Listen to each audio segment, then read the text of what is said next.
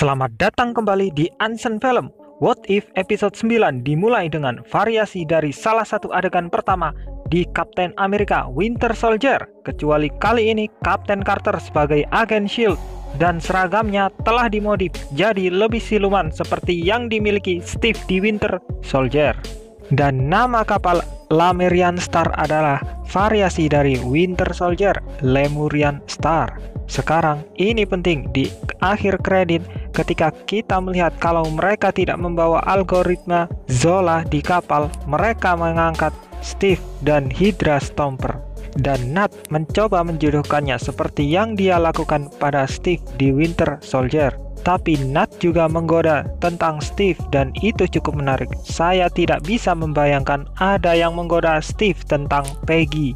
Mungkin karena dia dan Nat memiliki hubungan yang lebih dekat yang berkaitan dengan wanita dan bidang mereka. Mungkin juga Nat bahkan memandang Peggy saat dia tumbuh di Ohio. Lompatan dari pesawat dan mendarat di kapal juga disalin dari Winter Soldier. Dan kemudian dia berhadapan dengan Buckrock seperti yang dilakukan Steve di Winter Soldier. Dan kemudian The Watcher mulai merekrut. Jadi ungkapannya, kamu telah dipilih tampaknya diangkat dari komik Contest of the Champion, di mana Grandmaster dan Collector memilih pahlawan yang berbeda untuk melawan satu sama lain sebagai bagian dari taruhan kosmik. Tapi seluruh episode sebenarnya diangkat dari komik What If nomor 39. What if the Watcher saved the universe? Di mana Uatu mengganggu dengan mengumpulkan berbagai karakter dari multiverse untuk menyelamatkan Timekeeper dari kehancuran. Kemudian kita pergi melalui berbagai universe dari season ini. Kita melihat Ego menggunakan Peter untuk memulai ekspansi seperti di episode 2. Dan tentu saja Dairy Queen ini adalah yang sama di mana ibunya bekerja di mana Ego menyembunyikan bunganya di Guardian of the Galaxy volume 2. Kita melihat T'Challa mengirim Mandela memimpin kapal Revenger lainnya saat dia menyelamatkan Peter. Dan dalam adegan ini tema Guardian of the Galaxy dimainkan. Ada banyak musik yang dimainkan lagi dalam episode ini. Misalnya di sini ketika kita melihat tema dari Doctor Strange. Sekarang dalam realita di mana Killmonger menang, kita melihat kalau dia telah menjadi raja tertinggi Wakanda. Mungkin dengan membunuh T'Chaka, tapi kerajaannya telah hancur ke dalam kehancuran. Dunia akan mengeroyok dia dan menghancurkan Wakanda, terutama jika mereka memiliki Shuri, pembuat senjata bagi mereka. Sekarang ingat kalau episode berakhir dengan dia membuat aliansi dengan Pepper dan lihat senjata yang dibawa Pepper terlihat seperti yang Phil Coulson gunakan di Avengers. Sekarang senjata itu digunakan kembali dari tubuh Destroyer ketika mencoba membunuh Thor. Yang berarti kalau dalam timeline ini Thor masih melakukan perjalanan ke bumi dan cosmic event semacam dibuka seperti yang Marvel lakukan di MCU utama. Dan kemudian kita pergi ke Nidavellir di mana saya yakin banyak dari kalian punya beberapa pertanyaan. Akan membahas ini di video lain, tetapi ini dari episode yang hilang musim ini. Pada dasarnya karena COVID, mereka harus mendorong episode ini untuk season 2. Akan menjelaskan di video lain. Apakah kalian sadar kalau A3 masih punya tangannya? Karena seperti yang dikatakan The Watcher, Gamora telah membunuh Thanos, jadi Thanos tidak menyakitinya. Dia juga memanggilnya Survivor dari Sakaar. Sekarang Gamora bukan Sakarian, dia rupanya bertarung di turnamen Sakaar. Dan begitu juga Tony. Menilai dari tanda Sakarian di armornya mengingatkan pada karya Jack Kirby. Dan inilah mengapa dia memilih Gamora. Dia membutuhkan seorang pejuang yang mengakui Infinity Stone dapat digunakan untuk kejahatan besar dan siapa yang tidak tergoda oleh mereka. Dan sekarang menarik kalau A3 sudah memiliki cetakan untuk Infinity Gauntlet tanpa Thanos berada di sekitarnya untuk menugaskannya. Saya baru sadar untuk pertama kalinya kalau The Watcher punya jaring kecil di dadanya. Ini bisa jadi referensi ke web dari multiverse yang karakter seperti Madam Web dapat mengakses ke Spider-Verse untuk pertama kalinya. tapi juga 6 sisi 6 Infinity Stone dan garis segitiga bisa jadi melambangkan bagaimana mereka semua bagian dari sebuah multiverse yang lebih besar. Dan kita sampai di party Thor melawan Ultron di Vegas, mengatakan kami akan pergi berkencan, yang tampak seperti variasi dari kata-kata Steve yang terkenal, "Saya pernah berkencan." Teriakan Thor ketika diangkat The Watcher seperti Thor datang melalui terowongan di Ragnarok. Mereka berakhir di pub yang seawalnya terlihat di First Avengers, yang juga merupakan tempat nongkrong Kapten Carter di episode 1. Tapi ini sebenarnya akhir eksistensi realita tertinggi yang telah hancur. Kita bisa melihat mantranya di sekitar pub memegang realita. Thor mendapatkan bir ajaib seperti di Ragnarok dan juga dia menghancurkan gelasnya.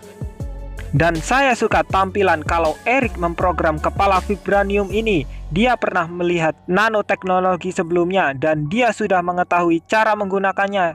Dan tentu saja inilah mengapa The Watcher memilihnya. Karena dia secara tidak sengaja akan menjauhkan batu dari pengguna lain. Ide membawa kepala Ultron juga dari komik The West Coast Avengers nomor 2. The Watcher kemudian meresmikan Guardian of the Multiverse yang akan menjadi pengungkapan yang keren jika tidak ditampilkan di setiap trailer. Ketika Strange menjelaskan Infinity Stone, dia menampilkan ilusi yang mirip dengan Wong di Infinity War. Dan ketika Ultron mengungkapkan kekuatan kosmik, itu digambarkan sebagai titik-titik seperti di komik. Atau ini bisa jadi efek lompatan dimensi yang kita lihat di Spider-Verse. Gamora mengungkapkan Infinity Stone Crusher-nya. Ketika mantra pelindung dirapal Strange di sekitar mereka, yang satu ini memiliki pola yang sama dengan Steve Shield. Sekarang ini membuat saya berpikir tentang bagaimana kita melihat Shield di Babylon dari trailer The Eternal yang sangat mirip dengan Steve Shield. Mungkin gambar ini terus muncul di seluruh multiverse sebagai simbol pelindung. Berbicara tentang monster yang mencoba berontak dari Strange, saya berteori di video lain kalau entitas ini adalah Shuma-Gorath yang berpotensi jadi salah satu villain di Doctor Strange and the Multiverse of Madness. Peggy mengenali Tentacle karena dia melawan monster ini di episodenya. Jadi pertarungan dimulai. Perhatikan saat Ultron menggunakan setiap Infinity Stone. Mereka menyala seperti Gauntlet Thanos di Infinity War. Mantra pelindung yang Strange lemparkan di sekitar mereka tercakup dalam rune sihir yang dia pelajari dari Cagliostro di episode 4. Strange menciptakan banyak Mjolnir menggunakan mantra duplikasi yang sama dengan yang kita lihat dia rapal di Infinity War. Jadi T'Challa mencuri Soul Stone dan menggunakannya sebagai cara untuk menyalakan Infinity Crusher. Akhirnya mereka menjatuhkan semua zombie yang luar biasa, termasuk zombie Steve, Falcon, Clint, dan kita kembali melihat villain terbaik What If, zombie Wanda. Kalian tahu Wanda dan Vincent punya hubungan paling aneh. Dalam kenyataannya itu cukup aneh ketika penyihir cinta dengan robot dan sekarang penyihir zombie melawan robot maha kuasa. Cara yang sama ketika Peggy dan yang lainnya dikirim melalui multiverse. Saya suka kalau efeknya sangat mirip dengan bergerak melalui Bifrost, tapi dengan titik-titik kosmik yang ditambahkan. Ketika mereka bertemu Natasha, Peggy harus membuktikan persahabatan mereka. Dia mengatakan kalau nama ayahnya adalah Alexei yang merujuk pada Red Guardian dari Black Widow. Tapi dia juga mengatakan ayahmu adalah Ivan. Dan dalam pertempuran terakhir, Natasha menggunakan perisai Alexei yang kita lihat di episode terakhir. Ketika Ultron menyerangnya dalam bentuk kosmik penuhnya, Strange hanya mengkonsumsi energinya karena itulah yang Strange lakukan. Dia praktekkan melakukan ini selama ratusan tahun. Peggy dan Natasha memukuli Ultron mengingatkan pada Stephen dan Bucky melawan Tony di Civil War. Dan juga perhatikan kalau versi Gamora mengenakan baju perang yang kita lihat dia pakai di Endgame dan dia juga membawa pedang penghancur Thanos. Saya suka bagaimana selama pertarungan mereka fokus pada Soul Stone. Sangat mengingatkan pada pertarungan untuk Guardian of the Galaxy 2 ketika fokus pada Baby Groot dan pertempuran di sekitarnya adalah sekunder. Strange mampu memerangi Ultron dengan Time Stone miliknya sendiri. dan Strange yang menampilkan semua monster yang dia konsumsi di episode 4. Ini terlihat epic seperti dari halaman buku komik, dan kemudian akan benar-benar melihatnya sebagai bentuk gabungan dari semua monster. Kemudian mereka menahan Ultron seperti yang dilakukan para pahlawan pada Thanos dalam Infinity War. Sementara Gamora menjalankan Infinity Crusher-nya, sayangnya itu tidak berfungsi karena Infinity Stone bekerja berbeda di setiap realita. Setelah ini Thor katakan seperti perkataan Tony di Avengers, dan kemudian kita melihat perkumpulan pahlawan seperti ketika Avengers berdiri bersama untuk pertama kalinya. Natasha menembakkan panah Zola tepat di matanya Ultron.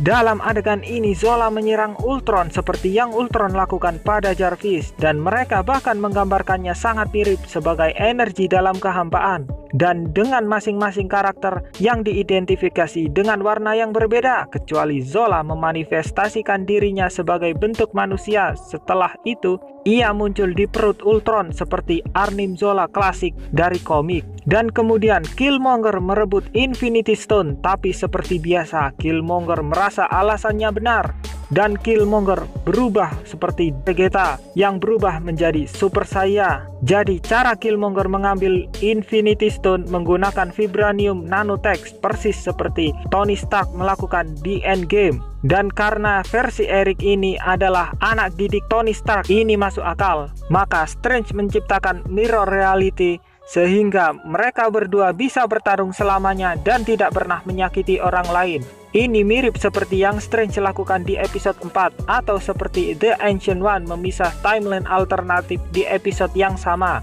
Di akhir, Peggy rindu untuk kembali ke waktunya sendiri, dan Natasha beradu argumen dengan The Watcher. Pada titik ini terdengar seperti penonton. Jadi Uatu mengantarkan Natasha ke universe tempat Loki menginvasi bumi di episode 3. Tema Avengers dimainkan saat Steve dan Carol melawan pasukan Loki. Perhatikan kalau tembakan mereka adalah satu tembakan yang sama dari tim bersama untuk pertama kalinya di Avengers. Sekarang aneh kalau Loki punya tongkat, karena dalam realita ini dia menginvasi bumi tepat setelah Iron Man 2. Tapi saya menantikan teori dari kalian di komen. Seperti di Avengers, Natasha pandai mengambil tongkatnya dan tahu cara menggunakannya karena dia sudah hidup melalui invasi Loki ke New York di realitanya. Dan kemudian kita sampai di post credit scene yang menimbulkan banyak pertanyaan. Bagaimana Steve masih hidup? Apakah dia hidup atau hanya kerangka di dalamnya? Apakah ini versi Steve yang benar-benar menemukan perisainya dan menempatkan dirinya dalam mati suri? Baik, itu semua yang bisa saya bahas. Tapi jika kalian menemukan sesuatu yang baru, beritahu saya komentar di bawah. Dan jika ini pertama kalinya kalian di sini, jangan lupa subscribe Unseen Film.